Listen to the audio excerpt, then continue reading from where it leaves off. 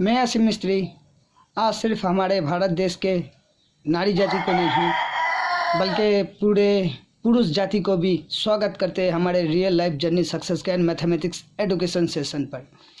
और आज का मेरा ये वीडियो जो है जिसके ऊपर मैं डिस्कस करना चाहता हूँ, उम्मीद करता हूँ चाहे लड़का हो या लड़की हो, ज़िंदगी में काफ़ी कुछ करने की तो कोशिश करते हैं, लेकिन काफ़ी परेशानियों की वजह वो नाकाम हो जाते, अपनी ज़िंदगी से हार मानकर सुसाइड तक भी कर लेते हैं। ये कोई बहादुरी नहीं है, बस जो लोग सुसाइड करते हैं या फिर जीने का हौसला छोड़ देते हैं, ये वीडियो उन लोगों के लिए। ज़िंदगी जब तक सांस है तब तक आस है, और जब तक सांसें आपकी चलेगी आपके सामने ना जाने ऐसे कितने सारे परेशानी आएगी जिसका मुकाबला सिर्फ आप ही कर सकते हो, आपके अलावा कोई और नहीं। और आज का जो कहानी है ये मेरी ज़िंदगी के ऊपर आधारित है, और इस कहानी का हिस्सा जो है वो है मेरी बीबी रेखा जी।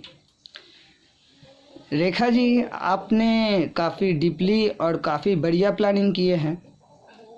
आपने काफ़ी दफ़ा हमें क्लू भी दिए थे, और शायद किसी ने आपको ऐसा सिखा दिया था, तो इसलिए आप हमें इसको उसको दिखा कर कह रहे थे कि ये पूछ रहे हैं कि आप यहाँ पे रहते हो, मैं इनको जानता नहीं हूँ, ताकि आप जब बिन बता के चले जाएंगे तो मैं इसके ऊपर उसके ऊपर शक करके हर किसी के ऊपर टूट पड़ूंगा और वो लोग खामखा मेरे ऊपर टूट पड़ेगा।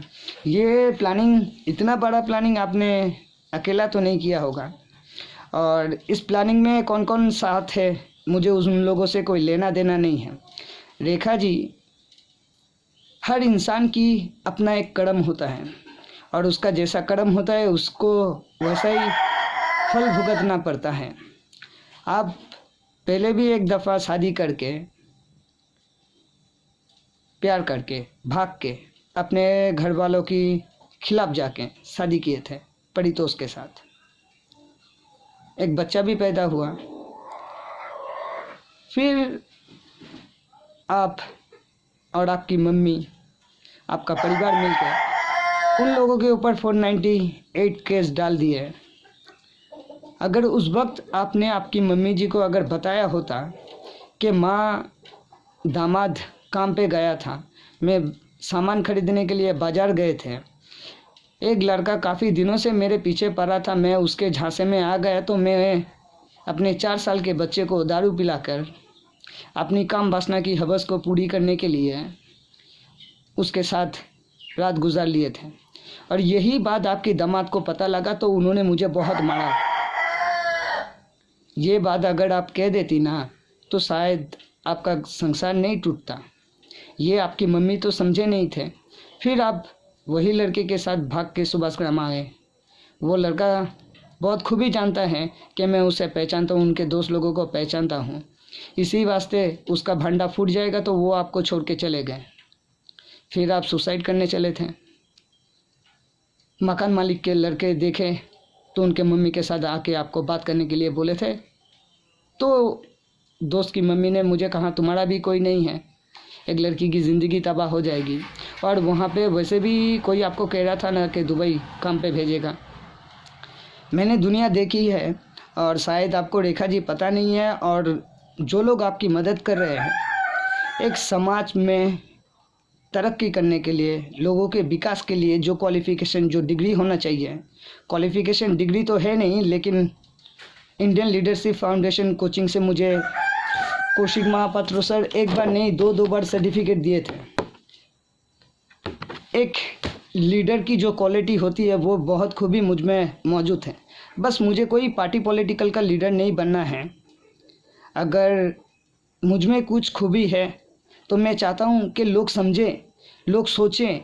दरअसल बात यही है कि हमारे पश्चिम बंगाल के लोग हो या नारी हो, कोई सोचता नहीं कि अक्सर मेरे साथ ये गलत होता क्यों है।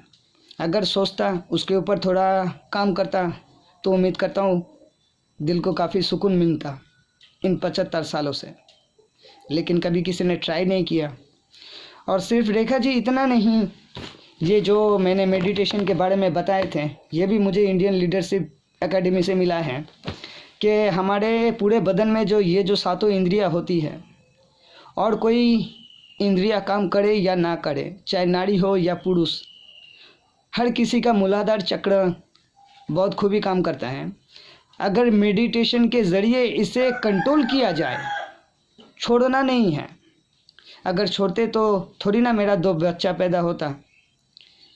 अगर इसे कंट्रोल किया जाए तो उम्मीद करता हूँ कि आए दिन हमारे देश में जो बलात्कार होते, रेप होते, या फिर किसी की लड़की के साथ कोई भी हादसा होता है तो उसे रोका जा सकता है।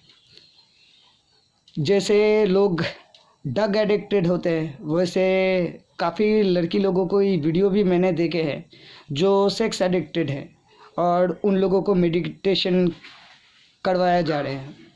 और हमारे भारत देश में क्या हो रहा है, मुझे तो ऐसा कुछ दिखा ही नहीं अब तक। रेखा जी, एक बात हम आपसे कहते हैं, अभी आपने जो खेल मेरे साथ खेला स्टार्ट किए ना, आपका इज्जत का इतना धजिया पाला होगा, इतना इज्जत का धजिया पाला होगा जो आप सोच भी नहीं पाओगे। उसके बावजूद भी अगर आप चाहो मेरे पास रह सकते हो, मैं अपना सकता हूँ, लेकिन क्या आप रह पाओगे? क्योंकि मैं अपने आप को बदल लूँगा, अपने सोच को बदल लूँगा। क्या आप आपकी सोच को बदल पाओगे? कभी आपने ये नहीं सोचा कि एक छोटे बच्चे को आप लेके चले गए, एक बच्चा को अपने भाई से जुदा किया, एक बच्चा को अपने बाप से जुदा किया, एक बच्चा अपने माँ से जुदा हुए, इसके लिए जिम्मेदार कौन है? आपकी मम्मी। अगर आपकी मम्मी ये कहता कि उनको देखने के लिए कोई नहीं है तो उनको दामाद लोगों के साथ अच्छा बिहेवियर करना चाहिए था। जितनी दफ़ा आपकी मम्मी हमारे घर में आए, मैंने कभी उन लोगों को रोका या आने के लिए मना किए। झगड़ा आपके साथ होता था तो हम आपको बोलते थे, लेकिन कभी आपकी मम्मी, आपका भाई, आपका दीदी आया, उन लोगों के ऊपर कभी कुछ बोला, या फिर उन लोगों को रिस्पेक्ट नहीं मिला, या फिर उन लोगों की खातिरदारी में कोई कमती रह गई थी मुझसे? ऐसा कुछ भी नहीं था। अभी आपने स्कूल की जिस दीदी के फ़ोन से काफ़ी दफ़ा फ़ोन किए, आधा घंटा तक बात की है, उनके फ़ोन से शायद आपने वो रिकॉर्डिंग डिलीट कर दी है। आपको तो ये बहुत खूबी पता है कि मैं ऑनलाइन ये जो डेटा साइंटिस्ट की जो प्रोग्राम होती है वो भी मैं अटेंड करता हूँ। तो चाहे 10 साल पुराना हो या चाहे 50 साल पुराना हो, उसको कैसे वापस लिया जाता है मुझे बहुत खूबी पता है।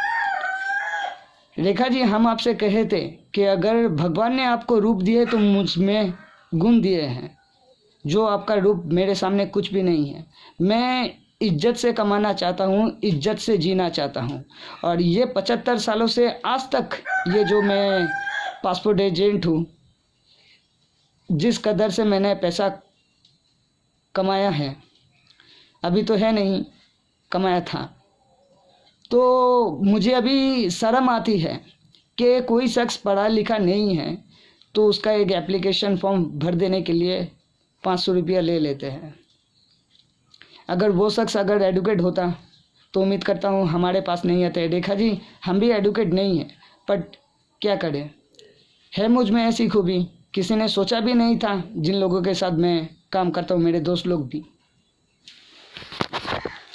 और आप क्या कह गए, मैं अभी और कभी भी वापस नहीं आऊँगा।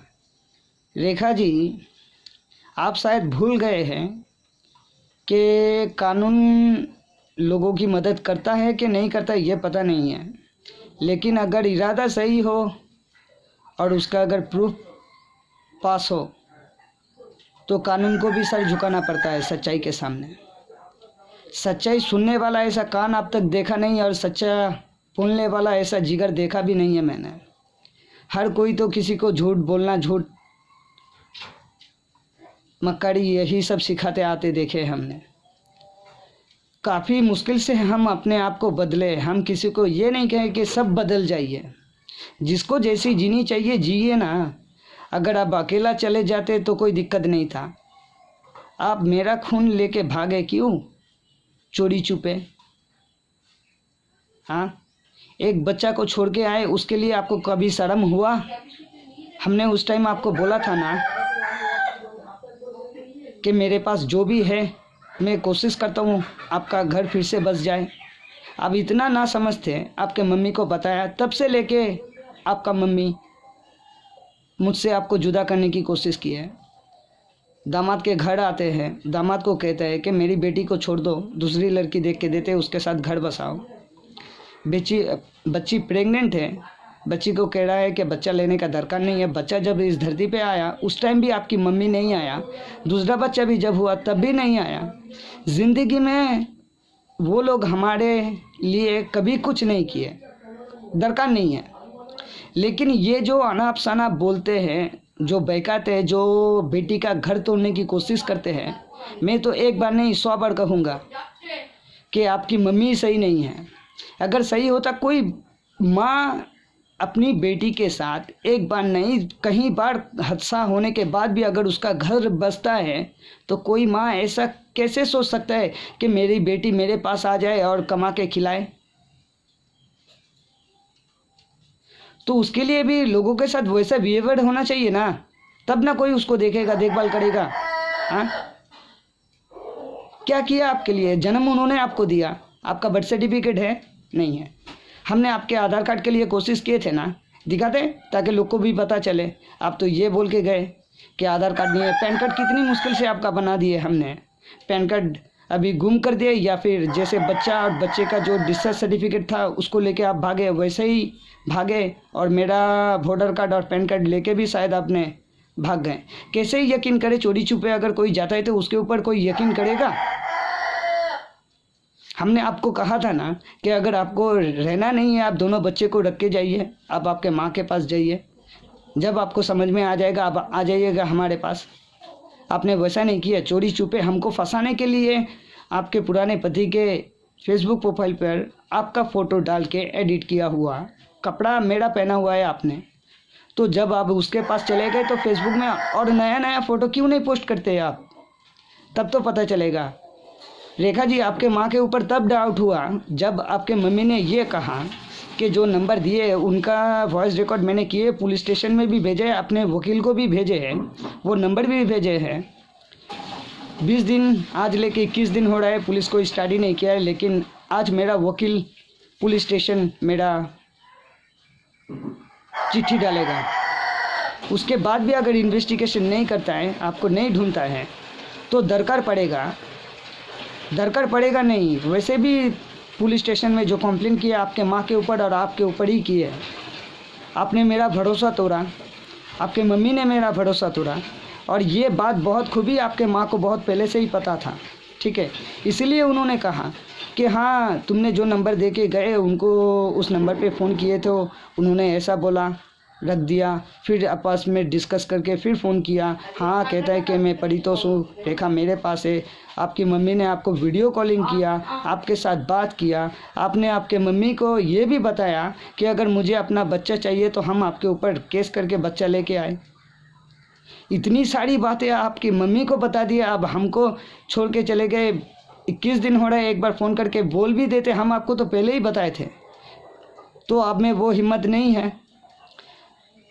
बच्चा मुझे देने के बाद आपको जिसके साथ रहना है आप रहिए, कोई दिक्कत नहीं है। अगर कभी वो छोड़ देता है तो फिर से मेरे पास आ जाइए, मैं आपको अपना लूँगा।